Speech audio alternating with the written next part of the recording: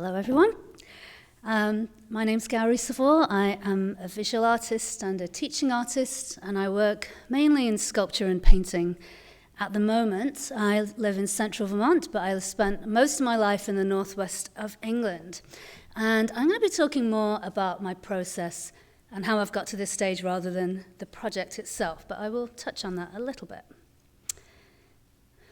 So I've always had a very special relationship with the environment, both through play and through work. And I've always tried to use materials in my practice that are native to my home. So when I was living in England, I'd use a lot of willow and hazel, apple, and some bamboo. And I'd create temporary site-specific installations and sculptures with the intention of evoking a sense of magic and delight. I have always wanted to create work that that's around creating other worlds. And so there's portals that might transport people or the mind to another place. And it's the same way that I am transported when I take a walk in the woods or when I see like a glorious mountain panorama. And community is another very important aspect of my work, and creating works that the public can interact with directly. And that's really integral to my practice. So this piece here, it's a giant bed, which people could sit and lie down underneath. And the quilt is actually made up of people's hopes and dreams that they anonymously submitted through a website. So I moved to Vermont in 2007. And I felt I was able to integrate all of these different aspects of my practice for the first time, but I was completely out of my element. I had no idea what materials they were. There were new trees, there were whole new cycles, and for the first time in my life, I'd experienced this like long, deep sleep of winter. And so for my work, it was actually really difficult to do any work over the winter, which is when I actually started to draw. Quite intensively. But I also began to experiment with different materials, and I'd start to use cherry and birch, pine needles, and maple. And my biggest challenge became nature itself. So I had to learn about new life cycles and found that I was asking new questions about the work and about the environment. And so I began to push the boundaries of these materials and test the constraints and start to limit the parameters.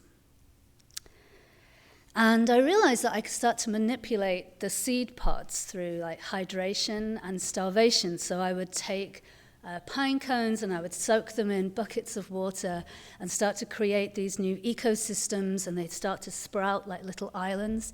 It's really fun if you haven't tried it.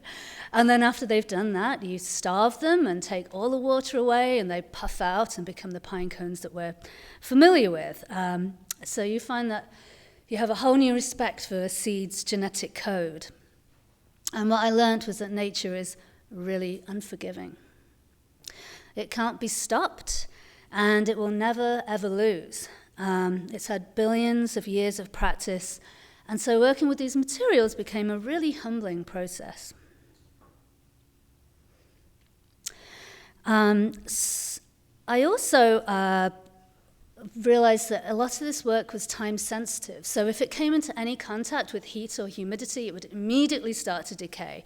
And so I started making the work inside, in my studio or in a gallery, and then keeping it completely away from the outside. So I was essentially just locking nature away in a tower.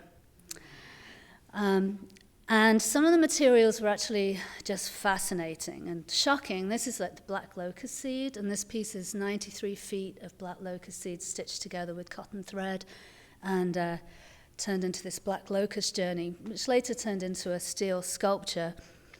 It's actually deadly if ingested by horses or humans. And it's really boring from the outside. It's just this brown, matte brown husk. But if you dry it out and prise the husk open, there's this beautiful iridescent gold, which is the prize. It took quite a long time to come through that process.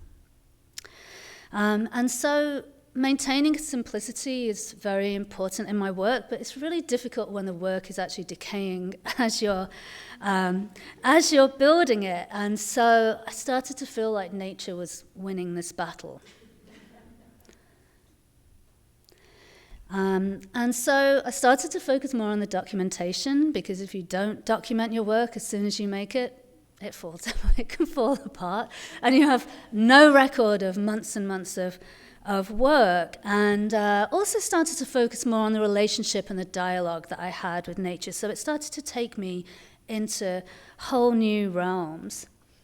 This piece here actually shows the inside of that black locust seed.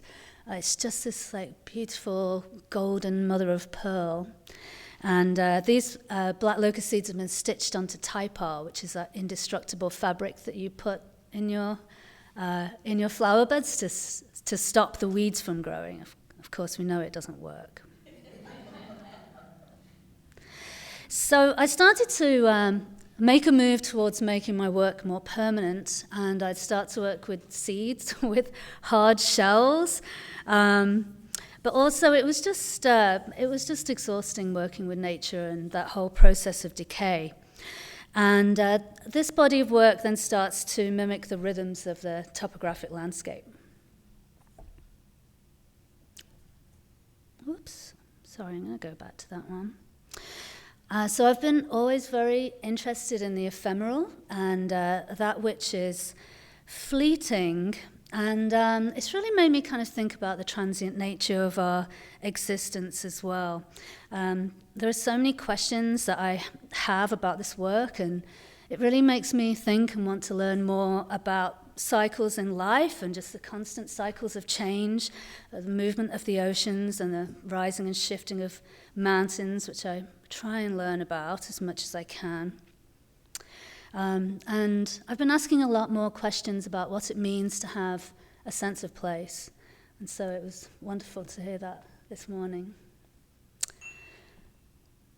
So this work really talks about the fragile nature of the relationship that we have with the environment, and just the kind of precarious nature of that connection.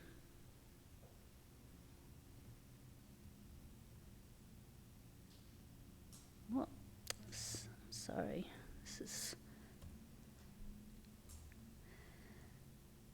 Okay. So this is one of the new pieces that's in the gallery across the way. I want to talk a little bit about this and new technology, because since I discovered the 3D printer, life has opened up a whole new path for me. So I've been trying to... it's a whole new way of working, instead of like trying to understand the life cycle of a seed, I'm now understanding how to use Rhino, which is a computer program, in order to create and design these seeds. And it's just been very fascinating, because it's now it's trying to find this balance between permanence and fragility and that paradox, And this plastic is biodegradable PLA plastic, which is made from cornstarch. So if I leave it out in the rain, it'll still dissolve over time. But it's giving me a little bit more to work with, and I can really push the boundaries of what I've been fighting against for all of these years. I wanted to show you here a little shot of my process that I go through and the amount of layering. This piece is also in the show. It's called Partition, and it's all about the different boundaries that we create, or that are created for us. So we have water and bedrock, there's topography and cadastral lines and star boundaries, and all of those are layered together to just have a survey and a history of division in our world. And this is my final slide, and this other piece is called We Build, and it's really about the many ways in which we use and occupy the land. Working with Bolton has been a really tremendous challenge. It's such a huge area, and to be able to get around all of it, it's been difficult to do that. Not that I've really wanted to explore every part of it. That's not really been the point for me. It's really how I relate to that land. But it's really vast and beautiful, and right now it feels like a year hasn't been long enough. So we'll see where it goes. Thank you.